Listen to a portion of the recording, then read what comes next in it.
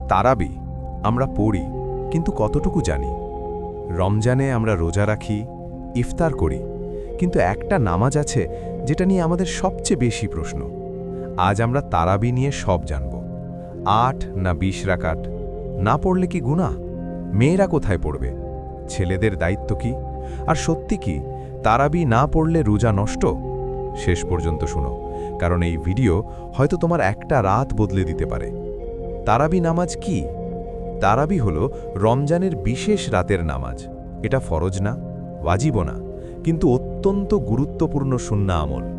রাসূল সাল্লাল্লাহু আলাইহি ওয়াসাল্লাম রমজানের কিছু রাত সাহাবাদের নিয়ে জামাতে পড়েছিলেন। পরে তিনি নিয়মিত জামাতে পড়াননি, কারণ তিনি আশঙ্কা করেছিলেন এটা উম্মতের উপর ফরজ হয়ে যেতে পারে। এরপর কিভাবে নিয়মিত হল?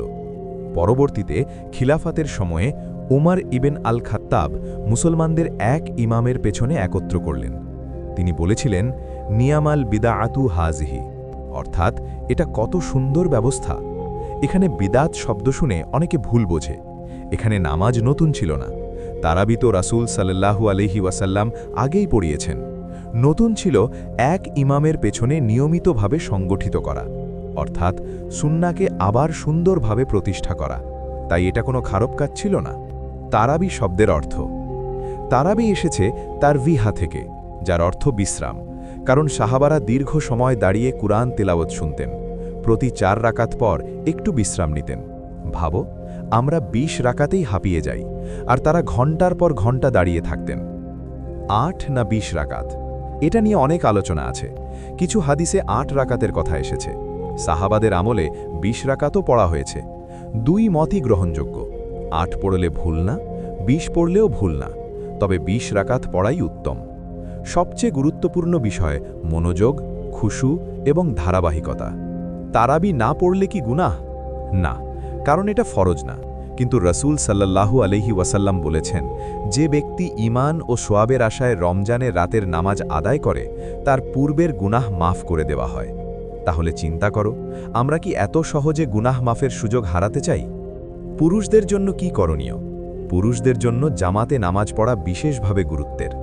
রমজানে তারাবি মসজিদে জামাতে পড়া অত্যন্ত সোয়াবের কাজ। ভাইরা, এই ৩০ রাত অন্তত মসজিদের সাথে সম্পর্ক গড়ে তুলুন। হয়তো এই অভ্যেস সারা বছর টিকে যাবে। মেয়েরা কোথায় পড়বে? মেয়েরা চাইলে মসজিদে যেতে পারে, কারণ হাদিসে নারীদের মসজিদে যেতে বাধা দিতে নিষেধ করা হয়েছে। তবে অনেক আলেম বলেছেন মেয়েদের জন্য ঘরে পড়া অধিক উত্তম। তাই মসজিদে গেলে জায়েজ, কিন্তু ঘরে মনোযোগ দিয়ে পড়লে উত্তম। পিরিয়ড হলে করণীয়। নামাজ পড়া যাবে না, কিন্তু জিকির, দোয়া, দরুদ, কুরআন শ্রবণ এগুলো করতে পারবে। পুরো কুরআন খতম কি জরুরি? না, খতম করা সুন্দর আমল, কিন্তু বাধ্যতামূলক না। ছোট সূরা দিয়েও তারাবি পড়া যাবে। আল্লাহ তোমার কণ্ঠের সৌন্দর্য দেখেন না, তোমার হৃদয়ের উপস্থিতি দেখেন। আমরা কোথায় ভুল করি? ইফতারে অতিরিক্ত খাই, তারপর আলসেমি করি, বলি আজ না কাল থেকে। কিন্তু আমরা নিশ্চিত পরের রমজান আমরা পাব।